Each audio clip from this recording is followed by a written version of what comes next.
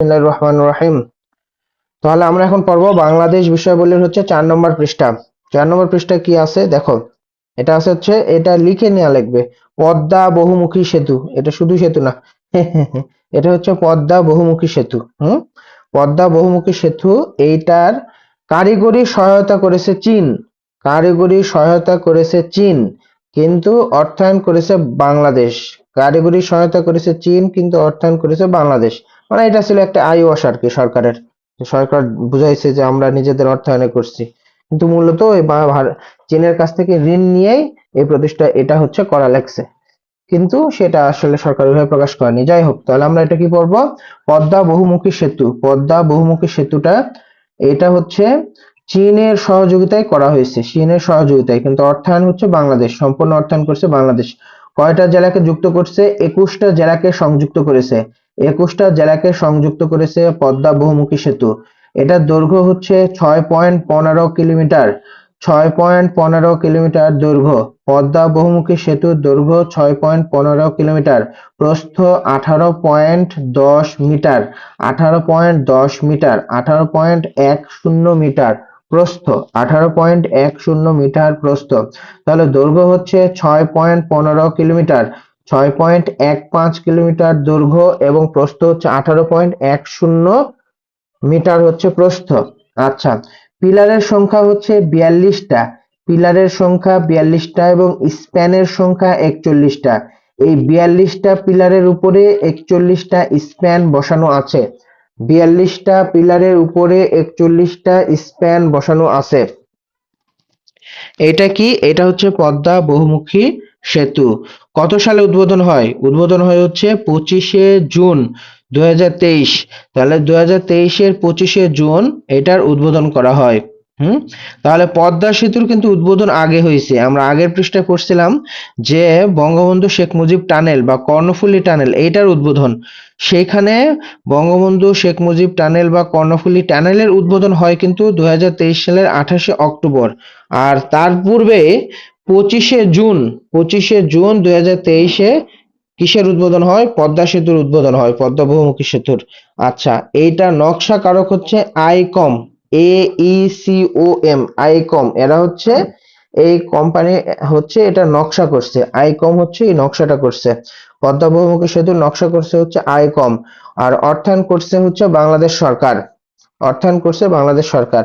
তাহলে পদ্মা বহুমুখী সেতু চীনের সহযোগিতায় করা হয়েছে। 21টি জেলাকে সংযুক্ত করছে। 21টা জেলাকে সংযুক্ত করছে। 6.15 কিলোমিটার দৈর্ঘ্য এবং 18.10 মিটার প্রস্থ। 42টি পিলারের উপরে 41টি স্প্যান বসানো হয়েছে। 2023 সালের 25শে জুন উদ্বোধন করা হয়েছে। নকশাকারক হচ্ছে আইকম আর অর্থায়ন করছে হচ্ছে বাংলাদেশ সরকার। এখন পর্ব পদ্মা রেল সেতু। পদ্মা রেল সেতু চীন এর সহযোগিতায় করা হয়েছে। 8টি জেলাকে সংযুক্ত করেছে। 169 কিলোমিটার দৈর্ঘ্য।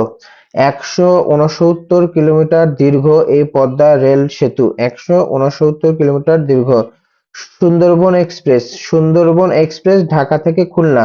সুন্দরবন এক্সপ্রেস এই পদ্মা রেল সেতুর উপর দিয়ে যায়, কি ঢাকা থেকে খুলনার উদ্দেশ্যে রওনা হয় আর কি। ঢাকা থেকে খুলনা বা খুলনা থেকে ঢাকা আসে কোনটা? এই সুন্দরবন এক্সপ্রেস এই পদ্মা সেতুর উপর দিয়ে। আরো যায়, এই যে ইয়াও যায়, মধুমতি যায়, আরো কিছু কিছু ট্রেন আছে যায়। আচ্ছা, যমুনা রেল সেতু। পদ্মা সেতু শেষ, এবার পড়ো যমুনা রেল সেতু। যমুনা রেল সেতুর অর্থায়ন এবং সহযোগিতায় দুটাই করছে হচ্ছে জাপান। যমুনা রেল সেতুর উদ্বোধন হচ্ছে কি কারিগরি সহযোগিতা এবং আর্থিক সহযোগিতা দুটাই করছে কিন্তু জাপান। এবং এটা যমুনা নদীর উপরে দেশের বৃহত্তম রেল সেতু। দেশের বৃহত্তম রেল সেতু কিন্তু যমুনা রেল সেতু, নট পদ্মা। পদ্মার থেকেও বড়। যমুনা রেল সেতু হচ্ছে দেশের বৃহত্তম রেল সেতু এবং এটা কোন দুইটা জেলাকে সংযুক্ত করছে? এটা হচ্ছে মূলত টাঙ্গাইলকে সিরাজগঞ্জের সাথে সংযুক্ত করছে। যমুনা রেল সেতু মূলত টাঙ্গাইলকে সিরাজগঞ্জের সাথে সংযুক্ত করেছে যমুনা রেল সেতু।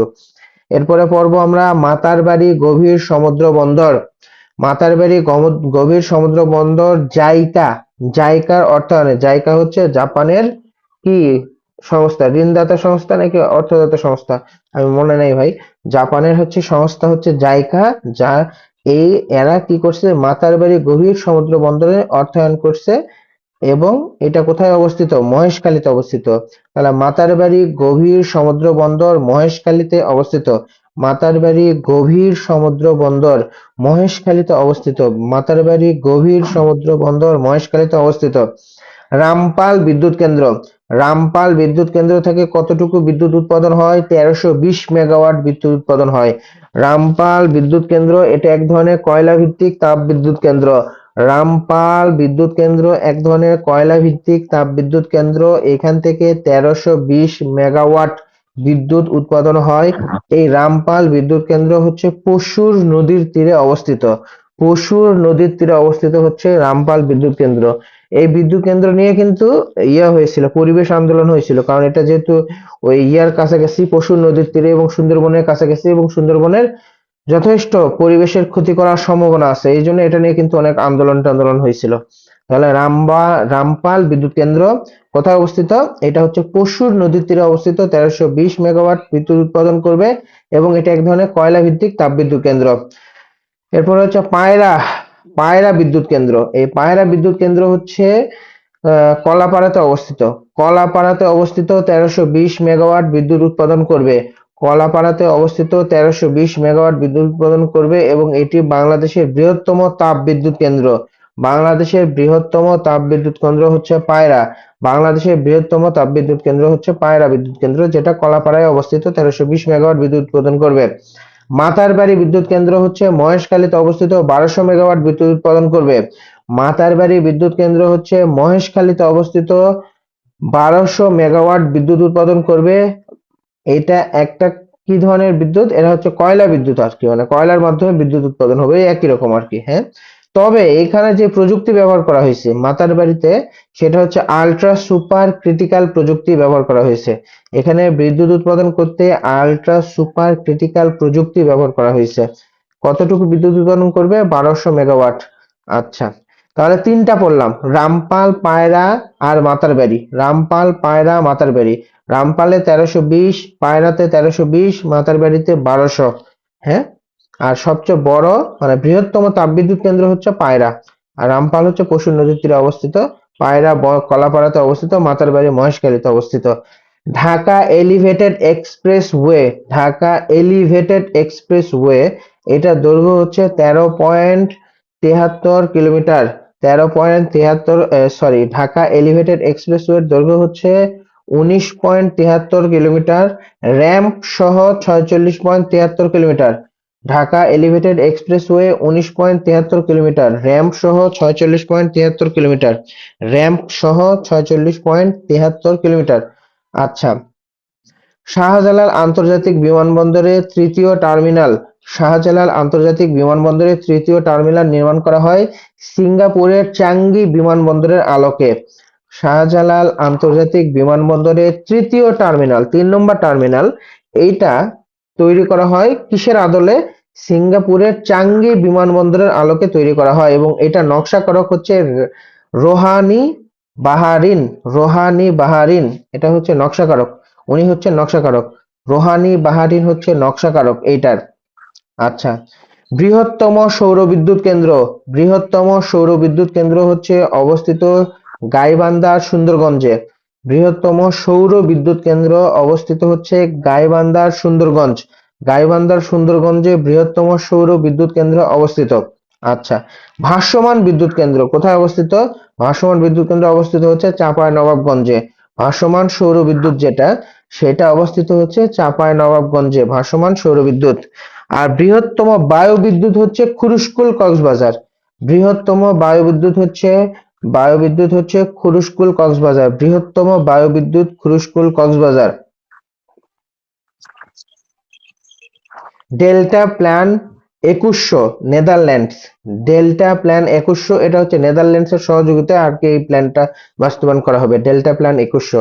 আর স্মার্ট কার্ড, বাংলাদেশের যে স্মার্ট কার্ড দেওয়া হয়েছে, এনআইডি কার্ডের যে স্মার্ট ভার্সন আর কি, স্মার্ট কার্ড, এটা কিন্তু ফ্রান্সের সহায়তায় করা হয়েছে। ফ্রান্সের সহায়তায় এই স্মার্ট কার্ড এইটা কিন্তু করা হয়েছে আর কি, দেওয়া হয়েছে আর কি। আচ্ছা, ড্রাইভিং লাইসেন্স দেয় কারা? ড্রাইভিং লাইসেন্স দেয় হচ্ছে বিআরটিএ।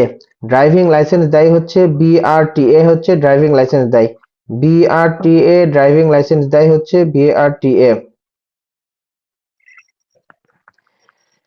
ড্রাইভিং লাইসেন্স দেয় হচ্ছে বিআরটিএ।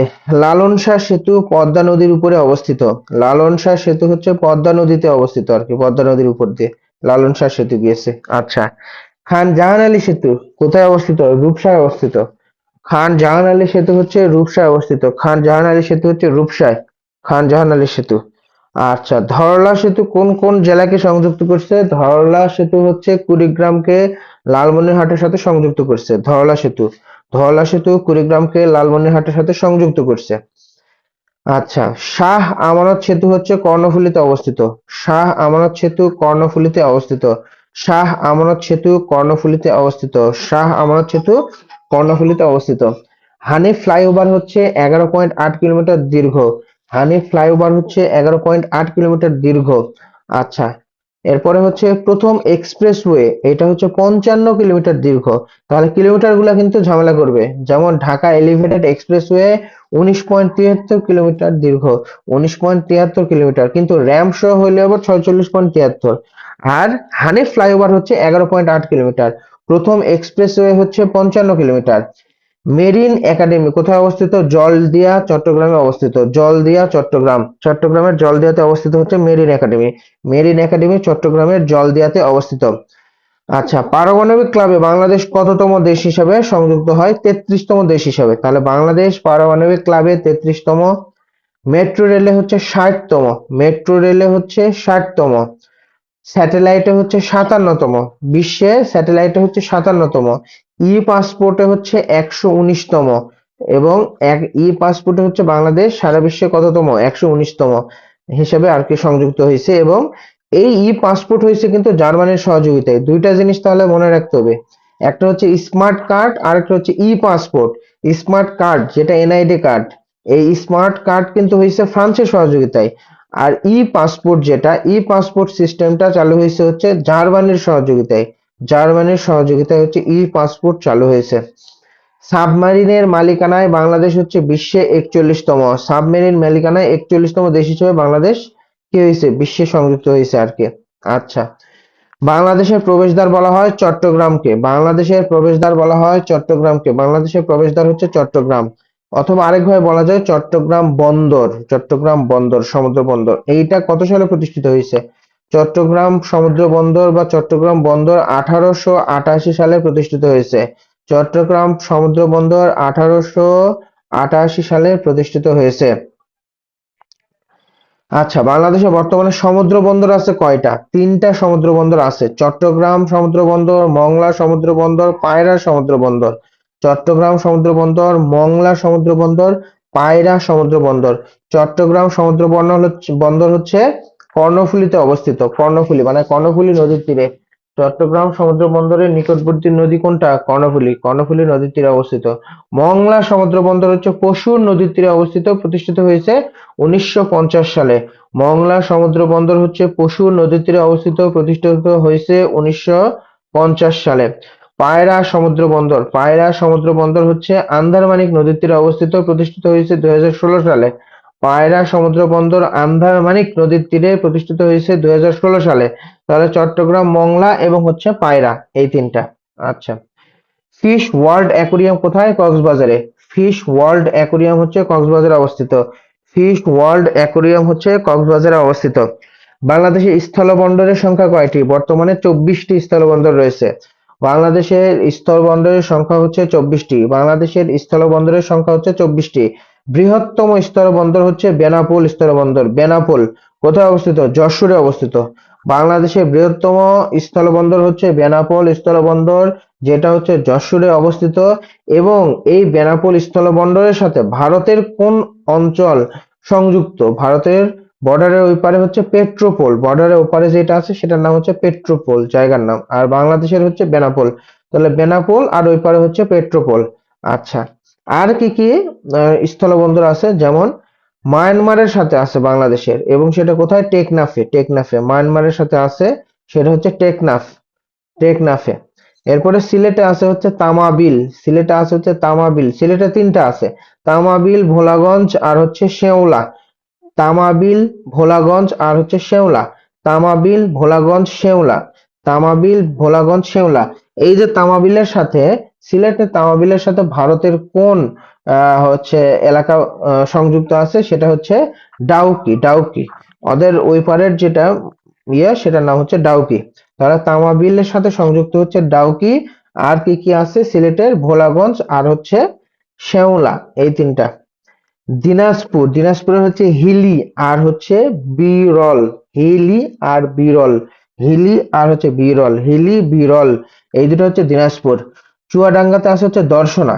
এই চুয়াডাঙ্গা দর্শনা, এটা কি এক ধরনের স্থলবন্দর। এই চুয়াডাঙ্গা দর্শনা স্থলবন্দর দিয়েই আওয়ামী লীগের একজন এমপি, নাম কি? নাম হচ্ছে আনার। এই এমপি আনার গিয়েছিল ভারতে, যাওয়ার পরে ভারতের কলকাতায় তাকে টুকরা টুকরা করা হয়। হ্যাঁ, এইটা হচ্ছে চুয়াডাঙ্গার দর্শনা স্টেশন দিয়ে স্থলপথ দিয়ে উনি গিয়েছিলেন। আচ্ছা, আচ্ছা, এরপরে হচ্ছে আমরা আরো কিছু পড়বো, যেমন হচ্ছে বুড়িমারি। বুড়িমারি, বুড়িমারি স্থলবন্দর কোথায় অবস্থিত? পাটগ্রামে অবস্থিত। বুড়িমারি হচ্ছে পাটগ্রামে অবস্থিত। তারপরে হচ্ছে ডোমরা, ডোমরা নাকি ভোমরা, ভোমরা হচ্ছে সাতক্ষীরাতে অবস্থিত। তাহলে বুড়িমারি হচ্ছে পাটগ্রামে অবস্থিত, ভোমরা হচ্ছে সাতক্ষীরাতে অবস্থিত।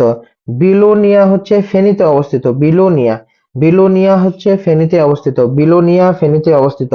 সোনা মসজিদ হচ্ছে চাঁপাইনবাবগঞ্জে অবস্থিত। সোনা মসজিদ হচ্ছে স্থলবন্দর, এটাও কিন্তু স্থলবন্দর। হ্যাঁ, সোনা মসজিদ হচ্ছে চাঁপাইনবাবগঞ্জে অবস্থিত। আচ্ছা, বৃহত্তম নদী বন্দর, বাংলাদেশের বৃহত্তম নদী বন্দর কোন জেলায় অবস্থিত? বরিশালে অবস্থিত। বাংলাদেশের বৃহত্তম নদী বন্দর হচ্ছে বরিশালে অবস্থিত। বৃহত্তম নদী বন্দর বরিশালে অবস্থিত। আচ্ছা, মাওয়া ঘাট কোথায় অবস্থিত? মাওয়া ঘাট বা মাওয়া, মাওয়া কিন্তু মুন্সিগঞ্জে অবস্থিত। মাওয়া হচ্ছে মুন্সিগঞ্জ। বৃহত্তম নদী বন্দর হচ্ছে বরিশাল, আর মাওয়া হচ্ছে মুন্সিগঞ্জ। বৃহত্তম নদী বন্দর বরিশাল, মাওয়া হচ্ছে মুন্সিগঞ্জ। ভৈরব এবং চাঁদপুর নদী বন্দর কোথায় অবস্থিত? মেঘনা নদীতে অবস্থিত, মেঘনা নদীতে। তাহলে এই দুটা যে নদী বন্দর, সেটা কোথায় অবস্থিত? মেঘনা নদীতে। মানে কোন নদীর উপরে? ভৈরবের যেটা সেটাও, এবং চাঁদপুরেরটাও, দুইটাই হচ্ছে মেঘনা নদীর উপরে অবস্থিত আছে। আচ্ছা, আন্তর্জাতিক বিমানবন্দর, বাংলাদেশে অবস্থিত আন্তর্জাতিক বিমানবন্দর হচ্ছে তিনটি। বাংলাদেশে অবস্থিত আন্তর্জাতিক বিমানবন্দর তিনটা। কোথায় কোথায়? ঢাকা, চট্টগ্রাম আর হচ্ছে সিলেট। ঢাকা, চট্টগ্রাম আর সিলেট, তিনটা হচ্ছে আন্তর্জাতিক বিমানবন্দর। আর অভ্যন্তরীণ বিমানবন্দর আছে কয়টা? বাংলাদেশের অভ্যন্তরীণ বিমানবন্দর হচ্ছে 12টি। বাংলাদেশের অভ্যন্তরীণ বিমানবন্দর হচ্ছে 12টি। আন্তর্জাতিক বিমানবন্দর তিনটি, অভ্যন্তরীণ বিমানবন্দর হচ্ছে 12টি। বাংলাদেশে 54তম নদীবন্দর হিসেবে, 54তম নদীবন্দর হচ্ছে হাতিয়া, নোয়াখালী। 54তম নদীবন্দর, কিন্তু বৃহত্তম নদীবন্দর হচ্ছে বরিশাল। আর সর্বশেষ নদীবন্দর যেটা, সেটা হচ্ছে 54তম নদীবন্দর হিসেবে, 54তম নদীবন্দর হিসেবে কোনটা? নোয়াখালীর হাতিয়া, নোয়াখালীর হাতিয়াতে অবস্থিত আর কি 54তম নদী। তাহলে এটা আমরা কি পড়লাম এখন পর্যন্ত? আমরা পড়লাম হচ্ছে 3 নম্বর পৃষ্ঠা হয়ে গেছিল, এবার আমরা 4 নম্বর পৃষ্ঠা শেষ করলাম।